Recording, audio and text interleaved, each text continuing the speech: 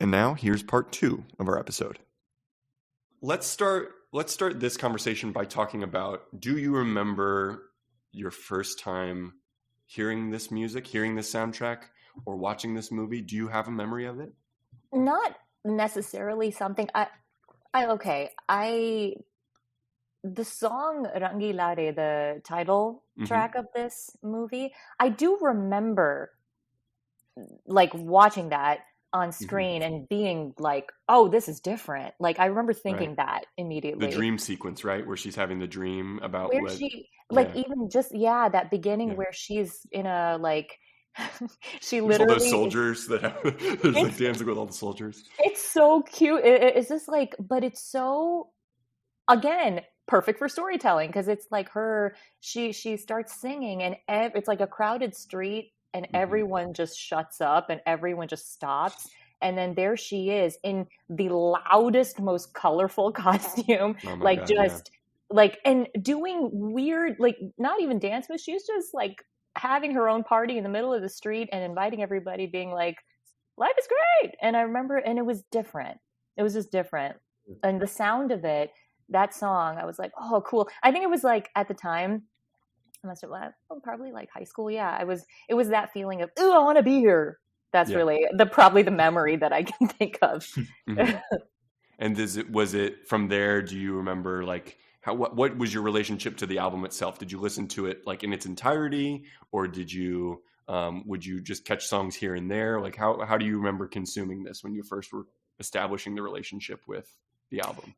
I'm pretty sure I watched the whole movie, and that I was like, oh, this is, because it's a Hindi movie and because of what I have mentioned about the home that I grew up in, like Hindi cinema, it was like parents had to, again, God, I don't know their minds, but like it was like their gatekeepers, whoever was in their brain, would only open, I think like with Hindi cinema, it like 1 or 2 would filter in per year, and they would only filter in because like they were that successful, or everybody wouldn't stop talking about it. Rangeela was one of those.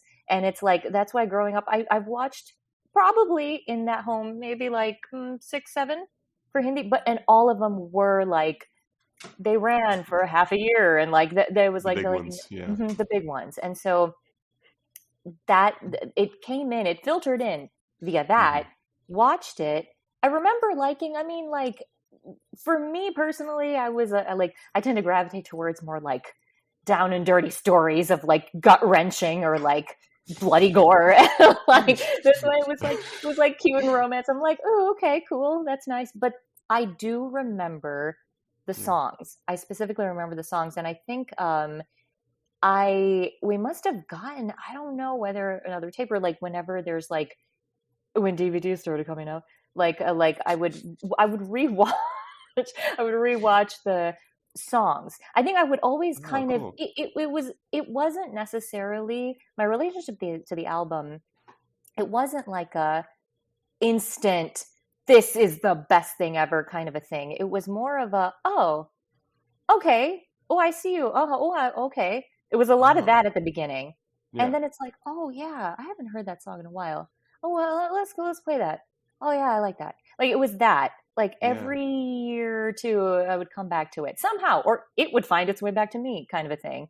And it would be that, or during my Rahman binges, I'd be like, "Oh yeah, remember that movie? Yeah, let's play that." Like, but it would always be. I probably have only seen that movie maybe once or maybe twice with someone else who was like, "This is great," and like, but the songs, I definitely somehow came back to, and I honestly, it's one of those situations where I can't even, there's no concrete event or major tie to the album itself. I feel like it was about sound and emotion, and like that's like something, the way I'm wondering if I just heard everybody's musicality and there's something about it was like, oh yeah, remember that song? Like that's really what it was.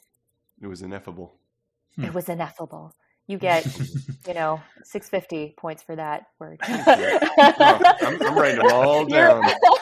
So am I imagining this correctly? Because I just had an image of you going to the scene select page on the DVD and going to the songs. Is that how you were doing it, or were you listening to it on on a CD? How did you physically do it? I think it was more of scene select.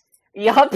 Wow, we have not talked about that much, where people would go and scene select on a movie to listen to the songs. Yeah, and it's like and especially with Indian movies where it's like it is all, that's kind of, if you're not into the movie, that's kind of the best way to watch the movie, because you can get the story from that and then watch the music and be like, got it. And totally. But that honestly, that probably was still around the time when, maybe even 2 or 3 years after the movie came out. Like that was after that, though. Any time I revisited would just be on like CD, iPod. What are all the Spotify and YouTube? Steps. Yeah, the steps, all of that. But it was more audio based, I would say. Yeah, because it was one of those things where that's the progression of even this album, where I do like the picturization of, obviously, that film director, really talented. I like all of everybody's work is really good in this film. However, I think I started just wanting, I could hear the music as its own entity, and I didn't need, the visuals. I didn't need that. I wanted to. I think it was already creating that, just the music itself. I do want to confess something, which is that this season, when Tyler and I were talking about covering soundtracks, I attempted to make the commitment to just focusing on music specifically. So going into this episode, I actually have not watched this movie at all. And I did that on purpose because I wanted to try and see how I would appreciate or understand the soundtrack just as it is. Mm-hmm. And I will say that, I mean, and I'll be honest, the only thing I have to compare it to essentially is the soundtrack that we covered last season. Mm-hmm.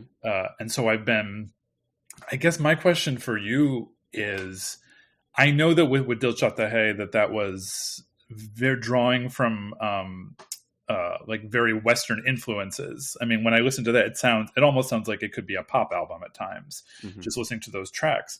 And I'm wondering what, if you had to define specifically what it is that's happening musically on this album, where does it sit in terms of the spectrum of something that's very traditional to something like Dil Chahta Hai, which seemed very potentially controversial at the time?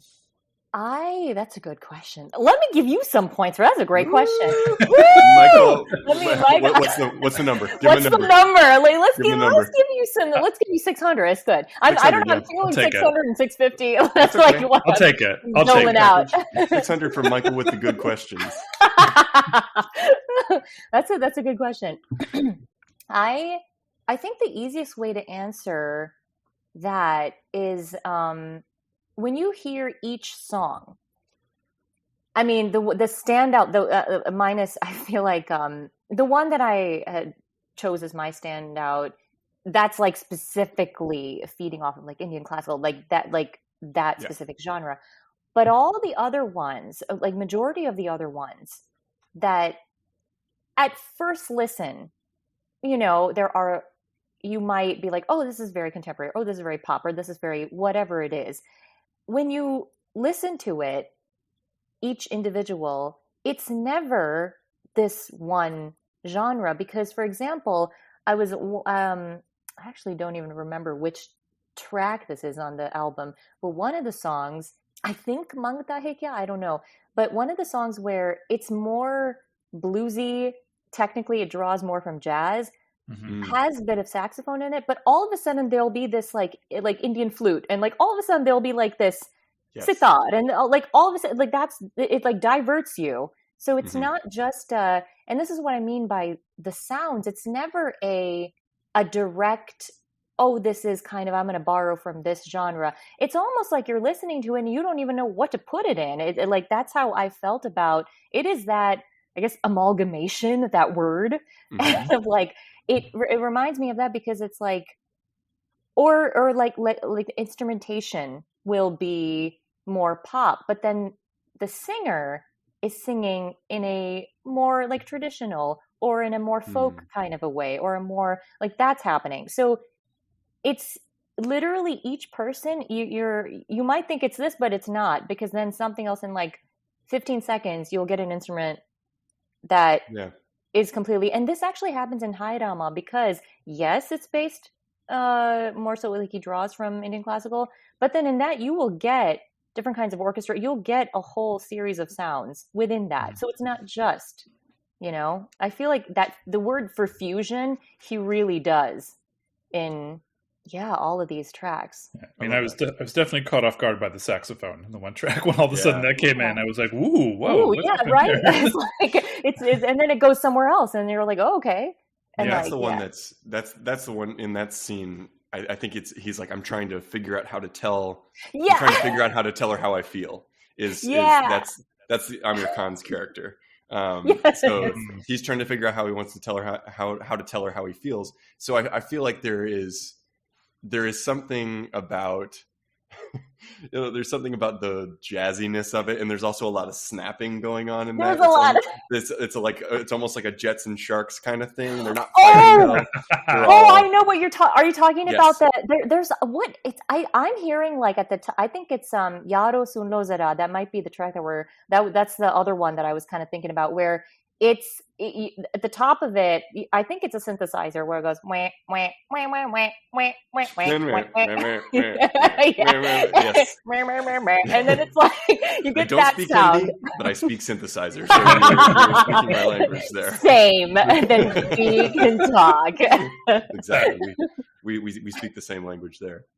There was a lot of the synth soundscapes too gave me kind of Madonna sort of feelings. There was like a little bit of that going on, so that sort of 80s pop kind of influence happening as well. But also, you hate to say that that's influence. I'm just saying that that's the thing that strikes my ear, being like a Western ear, right? So I would even go so far as to say there's probably no this person influenced that. It's this big soup that I feel like Rahman seems to be really, really adept at articulating, right? Like he's somehow able to take all these sounds that are, and I think probably, he's probably just a huge lover of music, and that's just at the end of the day, he just has got to be obsessed with listening to all sorts of things. And man, what a gift! And what a gift to have, huh? He talks about. I mean, he frequently talks about music being language of love, and that's kind of a lot of his motto of what he communicates in a lot of his interviews and whatnot and appearances. And off of it, I'm glad you mentioned, actually two things I want to mention. One, Michael, in your previous question, I thought of how in this track and in general, Rahman, I hear there's a lot of that Euro pop or Euro contemporary more than American. I feel there's a lot of that showing up in this. That soup of fusion in a lot of these tracks, and which might be a lot of, even for my ears, like not really have been exposed to Euro pop as much. I'll hear a sound and be like, that was like, my reaction is more of a, what was that? That was cool, more than a, oh, that's familiar. Like, but there's a lot of, I think he also draws from that influence. And the other thing is, Tyler, when you said, I'm glad you talked about your ear, because that was I knew when I presented this album, and kind of the one out of three, the other two that I had selected did have more of they're in the language Tamil, and they had more of that folk, they had more those kinds of sounds. It was a different sound. It's hard to categorize necessarily the tracks in those albums, but Rahman's, I'll say this. I have noticed whenever I play music to my friends, that has been created by specifically Indian musicians, whether it be singers or composers, whoever it might be. I do notice people that have been born and brought up who are non-South Asian and not as exposed to Indian musicians who have been born and brought up in America tend to gravitate towards sounds that Rahman draws from, like that contemporary, something about those sounds he incorporates that weirdly does, like, it's familiar or recognizable or just weird enough for you to be like, what was that? Like, like he does that, versus a lot of the other musicians that I play that, even compared to Rahman, have not become as popular, but they are hugely influential as musical maestros in their own way in the country, even if they do the same kinds of, like, they have fusion in their own way and they're creating their own amalgamation. It's interesting the choice of sounds that are being used, how that speaks to everybody. And it's something that I've been curious about, like, in just my own, for me personally, because I do the same thing. Like, if someone plays certain things, I do, like, couple years ago, I would only gravitate towards like songs with heavy beats or songs with like a Latin beat, or like it would immediately draw me. And it was like, I wonder why, like what's going on in my ear, what's happening. So it's been interesting in this journey. Whenever I play these kinds of songs, Rahman, for some reason, like he's able to speak to audiences across the board, which is interesting. I think that's probably why the Slumdog Millionaire soundtrack and score worked so well and was so popular here. I think probably because he has that ability. And like, I think people that had never experienced sounds like that, he gave them so many entry points into it that they didn't even realize that they were hearing. Because as I reflect on that, and say what you will about the movie or, its presentation. But I think that I think it was a really effective score in that way. This makes me think of something specifically about an experience that you and I shared, Rasika, when we were in Colorado Springs a few years ago, pre-COVID. Man, it just feels like a lifetime ago. But friend of the pod, Lavina Jadhwani, was there too, and we were making a play with her, and we saw a band called Slavic Soul Party.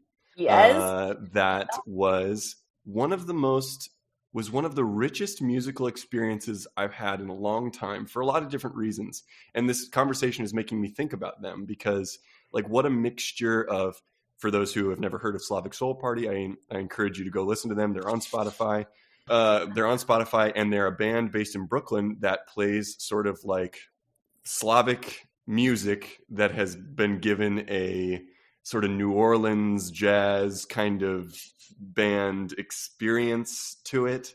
And there was something so joyous about that. And it really struck my ear in a way that that few things have. And this experience that you're talking about of certain sounds, like leading you into something and making you feel like you can burrow into a piece of music, that band really did that. And also their physical presence too was just like, oh my God, what a party. It was. Absolutely. We had so much fun that night. I think I had the most fun watching you dance. Was fantastic. It was, I think that everything that you just said, that yes, and it was a visual treat of, I saw how much, literally everything you just explained and said of the richness of the sound, you were demonstrating it with your body. Oh God. I think Lavina and I both equally enjoyed The question is the music and the dance. Is there video documentation of this? Because I think our listeners would like to see this. Unfortunately not. I think we were just in awe of the spectacle that Tyler was producing.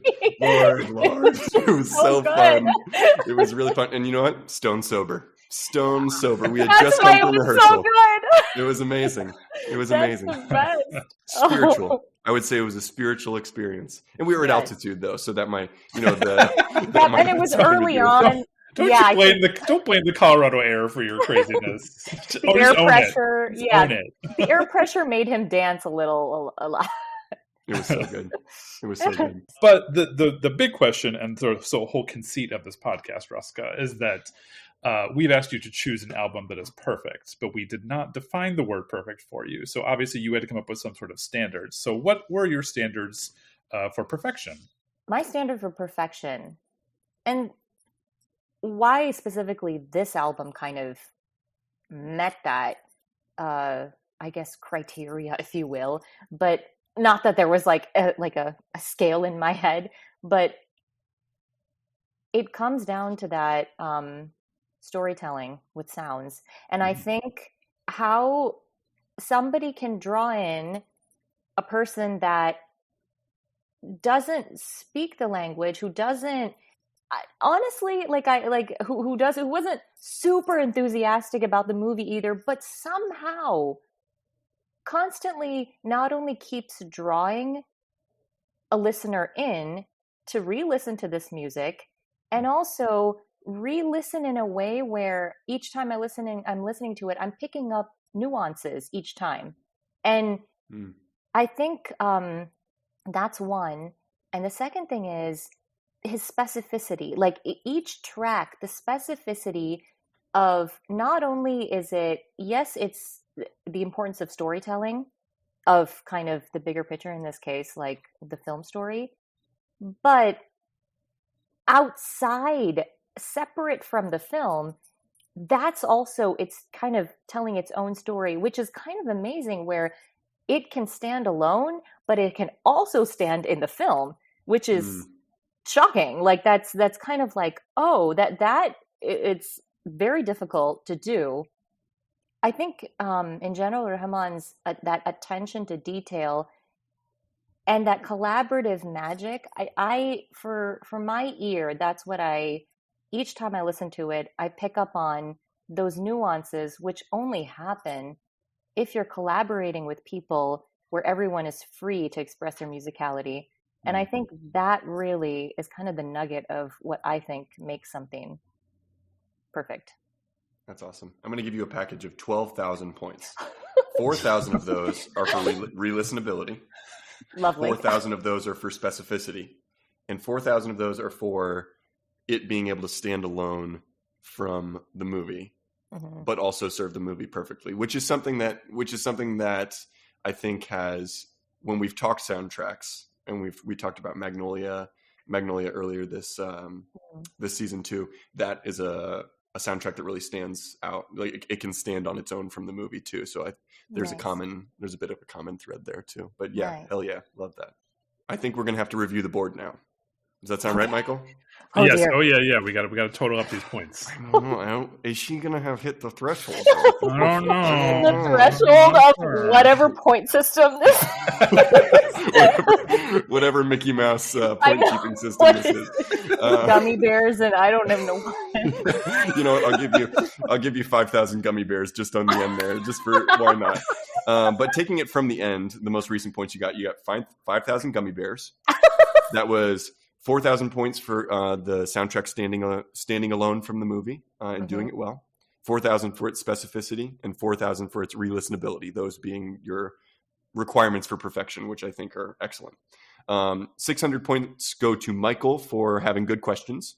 Let's give it that. Yes. You gave me 650 points for using the word ineffable. That was it. 90,000 points for classical music being hot enough, it being sexy enough. You don't need to do anything. It's already hot. 600 points for my appreciation of Kamal's Speedo in the film. 20,000 points for strong female leads. 350 points for Rahman's collaborative spirit. It's evident and beautiful. Yep. 600 points for when you said, I don't even speak Hindi. 9,000 points for the universality of music, causing you to have your pivot in these last few years. And you got 200 points for the duality of Rasika, which could be the subtitle for this episode. Yes. How did the Speedo score higher than something? It's an elaborate system, and if we had to explain, it would take 2 hours to explain it to you. Yes, I believe the Speedo was just magic. We'll release a special edition episode where we go into the finer points of the scoring system. But I think you probably made up for the fact that I didn't even talk about A.R. Rahman in my 60-second intro, and only got 10 out of 10 for that. Only. But all those points on the board, I think it's pretty strong. Michael, I put it to you, my friend. Rasika's built a sterling case. Oh, dear. Is A.R. Rahman's score to Rangeela, 1995, in parentheses, is it perfect? Does it go to 11? I think I have enjoyed talking to you so much this episode, and getting a different appreciation for the soundtrack than I had before coming into this, even without having seen the movie. I feel like I like understand the music better, and I see how this can be indeed an album that goes to 11. Yep. That's you, mama. Yeah! You did it. You did it. You're the best. Thank you so much for doing this. Thank you so much. This has been great, you guys. This has been so awesome. Can't wait to dance with you again someday. Me You know too. what needs to happen? We need to get invited to a wedding together. That's what needs to happen. I agree. Somebody we both know needs to get married. Somebody needs to get hitched. And then we'll go and we'll cut a freaking rug. So Yes. all you listeners out there who are mutual friends of Tyler and Rasika, get yourselves married. hitched Get and invite them to married. the wedding. Just do it. Commitment is good and powerful. It is a Oh. good thing. Agreed. So we're gonna play out on the standout track that Michael and I chose, and I'm gonna absolutely butcher the name. Who's ready for that? And I will correct you. Yeah. So it is Tanha Tanha Yahan Pejena. Close, yeah. Tanuha, tanuha, yaha, pejina. Great. Yeah, So that's is the one it. we chose. I thought it when you said that you were choosing Hi Rama, I thought that it set up a good counterpoint to it. Because this, to read you some of the lyrics, the English translation of the lyrics, living here in solitude is not life. If you do not have a companion here, then what's the point? Give your love to someone. Take someone's love. This is the most precious thing in the entire world. It's like they knew that we were going to be encouraging someone to get married so that we could dance together. Amazing. I didn't even That's plan literally. that. I did not plan that. This is what I mean by magic. It's a really good song. I really enjoyed watching this movie. It's colorful. The costumes are amazing. Amir Khan's just like, I don't know, if you don't love Amir Khan, he's just a good personality, and he is such a pro actor. So Agreed. everybody's great in this. Rasika, thanks so much for doing this. We'll be happy to have you back at some point. You're definitely Absolutely. part of the This One Goes to 11 family. But everybody, we will see you again very soon. Rasika, can you say the name of the song again one more time, because it sounds so good when you say it? Okay. The standout track for Michael and Tyler are Tanuha, tanuha, yaha, pejina. Awesome. Thanks so much, everybody. Have a great Thanks, week. everyone. See you next Thanks. week.